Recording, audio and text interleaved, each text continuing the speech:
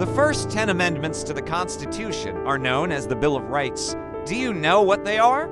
Let's begin with Amendment X. Amendment X says that just because a right isn't listed in the Constitution doesn't mean that you do and have that right. In other words, the listing of specific rights in the Constitution doesn't mean that other rights not listed are not also protected. Think about all the things you do every day.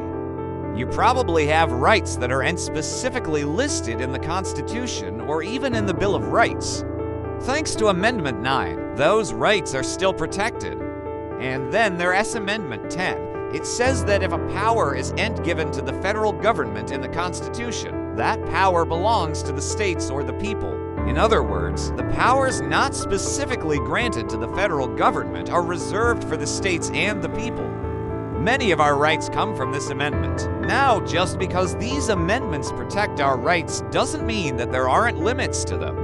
For example, the government can make rules about where you can protest, and your right to free speech does not protect you from making truthful statements on the job. That might get you fired because most people understand that if they took a job, they would be expected to be honest.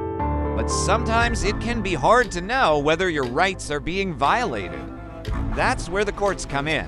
The judicial branch of the government interprets the laws. So if you think your rights have been violated, you can go to court to get your day in court. And there are many different types of courts.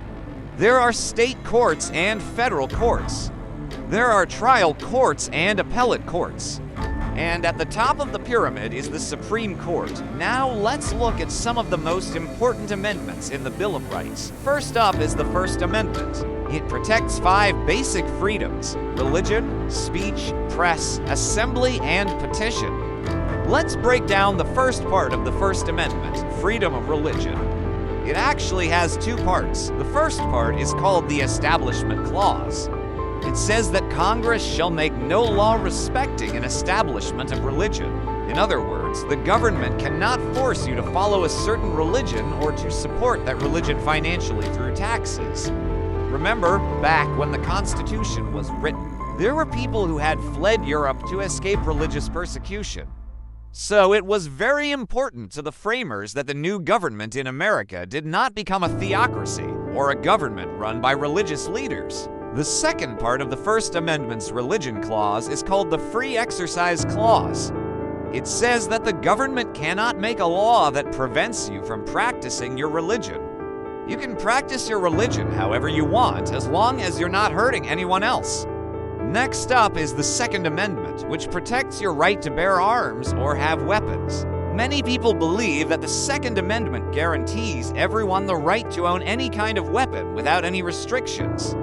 However, the Supreme Court has ruled that the government can make reasonable restrictions on the type of weapons a person can own. No, 3 is the Fourth Amendment, which protects your right to be secure in your person, house, papers, and effects against unreasonable searches and seizures.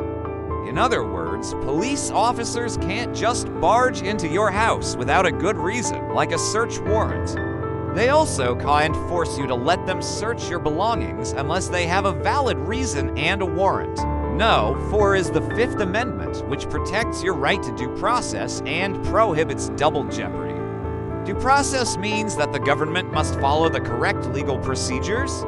It also means that the government cannot take your life, liberty, or property without following the correct legal procedures. Double jeopardy means that you cannot be tried twice for the same crime. No, 5 is the Sixth Amendment, which guarantees your right to a speedy and public trial by an impartial jury in the district where the crime was committed. It also guarantees your right to have the assistance of a lawyer and to confront witnesses against you.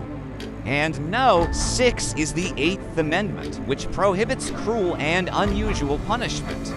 It also prohibits excessive bail and fines.